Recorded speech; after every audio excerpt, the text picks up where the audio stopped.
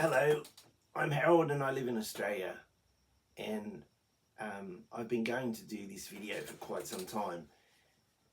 This is maybe just a draft. If it's okay, I might post it, but we'll see. But basically, I want to talk about one of my favourite groups, Abba, and it all started for me when a friend in 1975, late 1975, invited me over and said, "I've got this album I'd like you to have a listen to." And the album was this one. And at the time, we didn't know who was who, but we guessed from the back of the album that pretty correctly that we got all the names right. We didn't really know who was Agneta and who was Frida or whatever, but we got it right, just guessing. And the thing that sort of caught my attention with this album was the variety on it. The wall of sound, the mystique of who this group was from Sweden. I mean, in Australia at that time, most of the music was from America or the UK. We heard very little music from the continent, like from Europe. And I suppose Australian music pop music was starting to take off a little bit here. But basically it was very much English and British and American dominated. So then suddenly we have this group from Sweden. I mean, Sweden is on the other side of the earth compared to Australia, I mean. And the variety is just amazing. Like, there were 3 outstanding tracks on the album for me, and that was Mamma Mia, and particularly SOS, and also I Do, I Do, I Do, which was actually the first single that was released in Australia off this album. And the wall of sound just captivated me. I mean, 50 years on, I still love the group. I still think they're the best group, and probably always will be. I doubt any other group's same, because of the fact that they were all very talented artists in their own right. They write all their own material, they perform their material, and you know, just seeing them perform on videos or on TV was just amazing. Even though we all knew it was dubbed and it was from, you know, but that they had a way of captivating the audience, I guess you could say. But prior to Abba, my musical interest was very similar to, I think, the sort of music they were playing in Sweden back at that time, because a lot of it was instrumental pop, and I always had a sort of a bias towards the music always, and I think that comes across with particularly this time period whenever we're writing, because the songs were obviously composed on a piano and guitar, and it's easy to perform on certain instruments compared to others. So songs that are written on a piano have a different sound to songs that are written exclusively on a guitar, and that's just because it's easier to do certain things on one instrument compared to another, and that's part of the explanation of that anyway. But anyway, getting back to Abba, I think the standout track for me was definitely SOS. Mamma Mia was probably one of their big hits here, but I think SOS really made me sit up and listen, because there's so many little riffs in it, and it just seems to be the perfect verse chorus.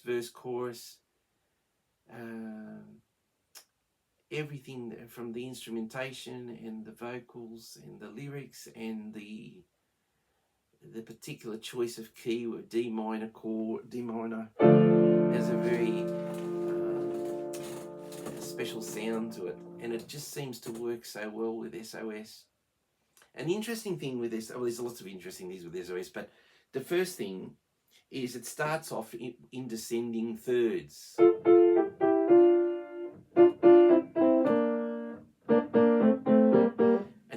interesting thing is that in the third bar, the time signature changes from 4/4 common time to 3/4, which is usually a waltz used for waltzes and things like that, but just for one bar only, and then it reverts back to 4/4 time again.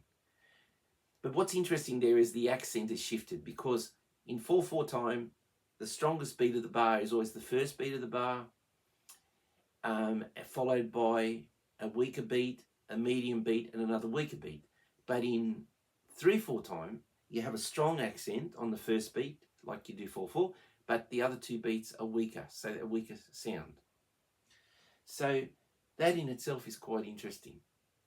Then the next thing is that in the first verse, there's almost like a bark kind of thing going on, where you have a constantly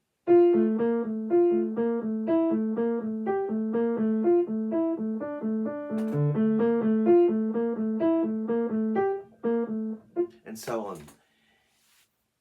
Just sounds like something Bach would write. Now, then it goes into the, where are those happy days, you know? Where are those happy days? They seem so hard to find. This is not as easy as I thought it would be. Anyway, we'll keep going. So then, what happens then, at the end of the first verse, there's like a broken chord.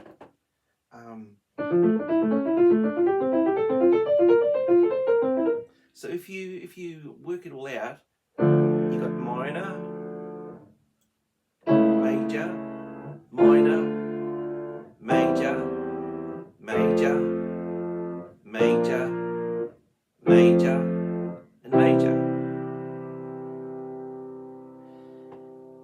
So what it's doing, it's going. It's a way of modulating. Modulating means you go from one key to another, but it's a very, very clever way. Very clever the way it was done in SOS. So it's going from D minor, which is a darker key, to F major, which is a brighter key. So kind of like a happier sound. So when you're near me, darling, can't you hear me? SOS, sort of thing. Okay. Then, after that, after the first verse,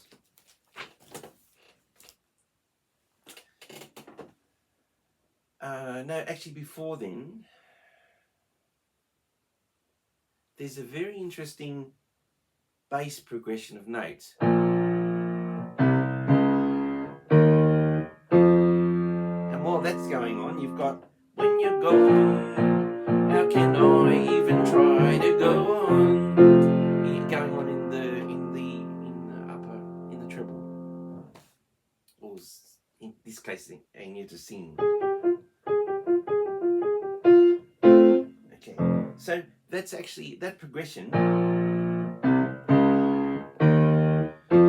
is actually the first 5 notes of the B flat minor scale, which is do, do, do. But you put a bit of rhythm into it, and you're gone.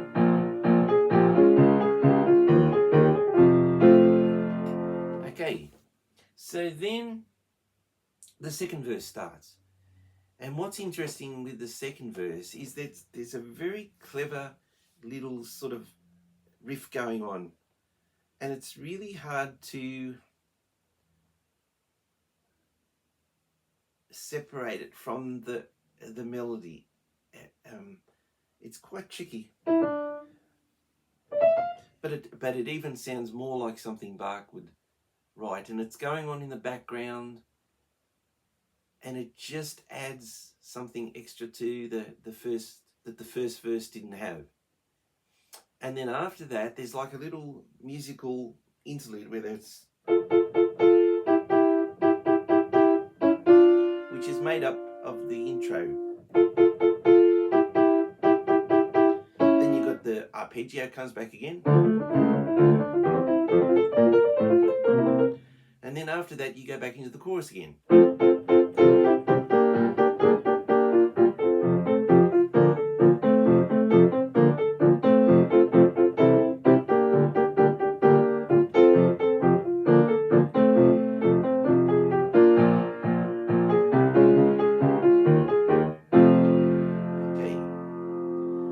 And then, very interestingly, it kind of ends the way it starts. But instead of that, it's... and it ends in a very definite D minor.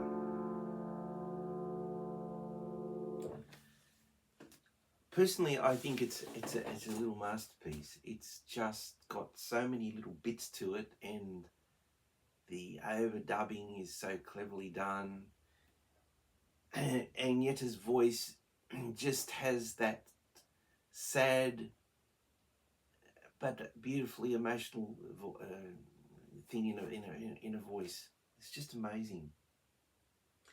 So personally, I think this was their very best album, and I still play it today. I still love it as much as I ever did. And I think for everything from the cover to the back cover to just the mystery of what made it special is because we like I said earlier, we hadn't really been exposed much to European, but in this case Scandinavian music, but in particularly Scandinavian music. Like, I didn't really know much about, most of us here didn't know much about Sweden at all, apart from the obvious things that used to be mentioned about it. But no, it's a very interesting album. And years after it was released, you might be doing something and have the album on the background, and sure enough, you'd pick up something you hadn't noticed before. And I think that's what's kept, Bjorn's often wondered what's kept me. I think it definitely, back in those days, I'm talking the 73, 74, 75 period, so the albums, the earlier albums like Ring Ring Waterloo, Abba and Arrival, they really spend a lot of time on those backing tracks.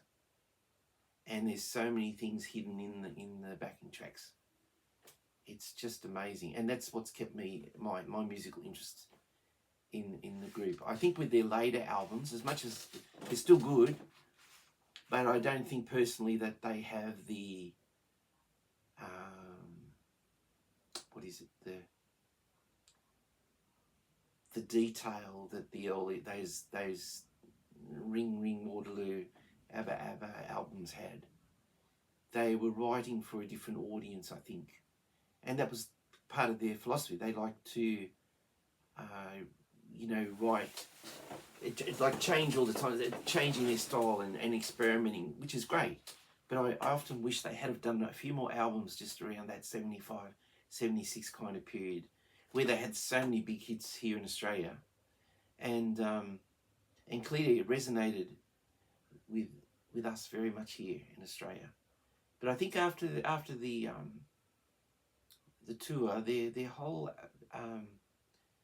I think they maybe changed too much with the album, and obviously that was very big in the continent, like in Europe and England particularly.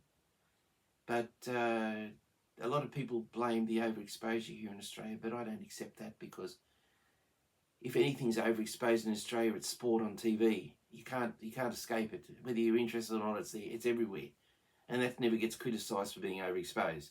And I think the thing with Abba was they were so unique and so exotic at the time. It's like I said, we knew very little about what music from Scandinavia. That partly explains why that's the case.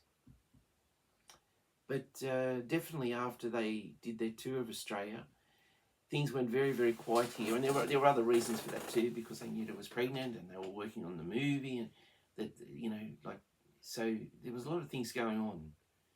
But that period of time, particularly for me, is I'm so glad to have lived through that period. It was just amazing. I feel sorry for people that didn't like Abba, to be honest, because they did play their songs a lot on the radio, but I think that's because they were so good.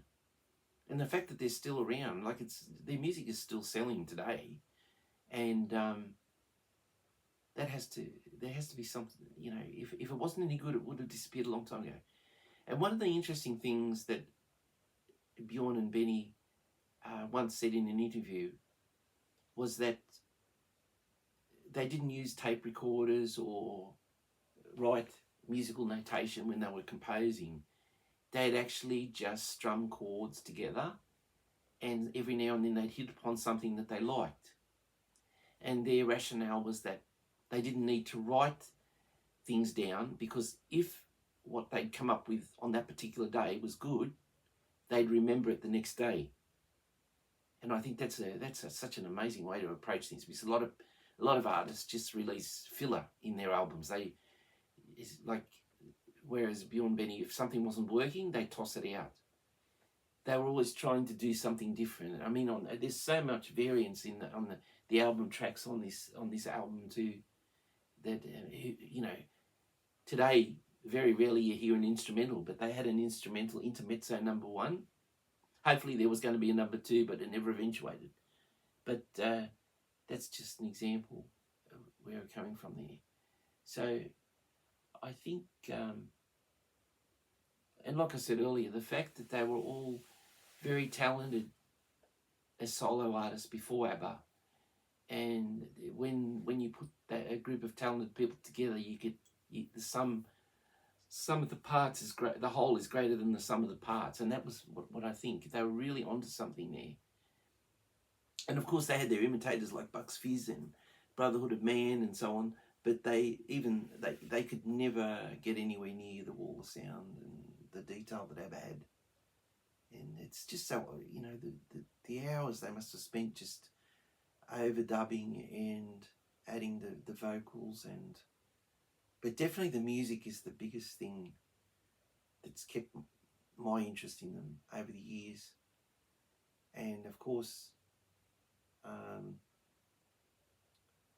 think learning more and more about them over the years, things we didn't know, like at first we didn't know who was who in the group. And I remember my mate and I were speculating who was who, and we got it right, but we didn't know. And we later found out, of course, when they came to Australia for their first promotion tour in 1976. And they did the big TV special on Bandstand. And, of course, they played all their hits from 74, 73, 74, 75, and 76. And it was just amazing. I mean, because by that stage, they'd had 3 albums.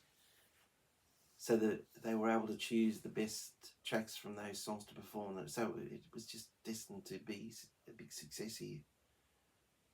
And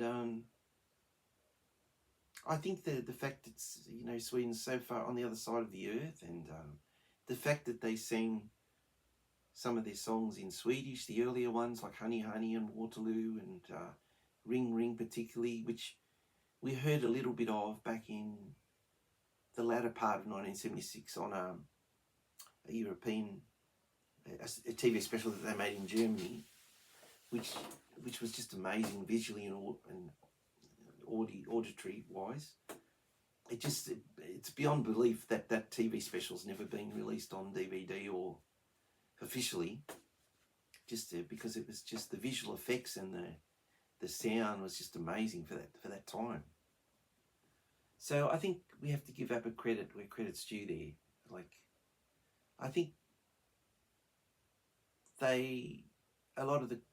often they were criticised for the clothes they were wearing, but they were trying to get noticed, because like Bjorn said in early interviews that they'd send their demo tapes to radio stations in the UK or elsewhere, and they were pretty certain that they just got tossed in the bin. Who would want to hear music from someone in Sweden? That was sort of the attitude. It's so wrong, but that's a whole nother story. And yes, I think, yes, I think the influence they've had on me, particularly like music-wise, is just the impact of those early, that 1975, 76, 77 period. It was just unbelievable. And I'm just so glad I lived through that and had that experience, like a lot of people I think feel the same way in Australia. But, you know, I've got a lot to thank them for. And of course, a lot of the recordings Benny's done with his orchestra are quite amazing. And I don't know, I think they should have stuck to their own material rather than maybe trying to copy others. But anyway, I might finish there. Bye.